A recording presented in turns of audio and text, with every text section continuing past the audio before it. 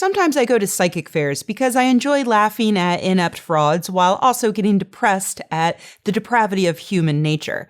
And often at these fairs, I'll see a guy with a camera offering to take my picture for 20 to $100 and offering to show me the color of my aura. And the aura is something that supposedly surrounds you at all times. It's a cloud of miasma, and depending on what color it is, you can find out all of your deepest secrets or your personality traits or something. And it's all a giant scam because auras don't exist.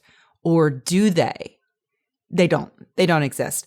But a new study has come out showing that people may have an aura of a different kind, composed not of colorful miasma, but of poop particles and skin flakes. The first thing you should know about this study is that it involved only 11 subjects and it took place in a strictly controlled environment.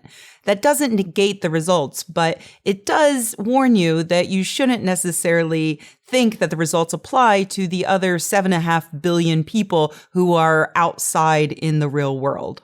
Even more interesting is that the researchers found they were able to easily distinguish between different subjects depending upon the microbes that they left behind. So that means not only do you have a personal cloud of disgusting microbes, but your disgusting microbes may be different from the person next to you. And doesn't that just make you feel like a little special snowflake? Now, a lot of people will jump to say that this research bodes well for detectives of the future being able to spot a suspect based upon the microbes that they leave behind. But don't be fooled. That is, if anything, a very, very long way away. This research does not show us that each person's microbe cloud is unique.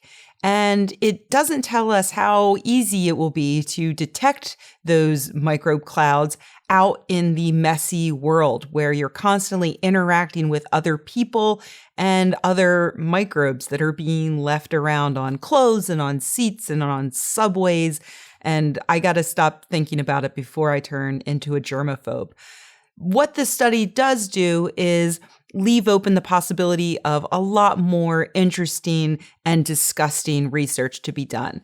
It also leaves us with one of my favorite acknowledgments I've ever read at the end of a study, which I will read for you now. Finally, we thank 11 anonymous volunteer human occupants for shedding their bioaerosols into our sampling apparatuses. Ah, the things we do for science.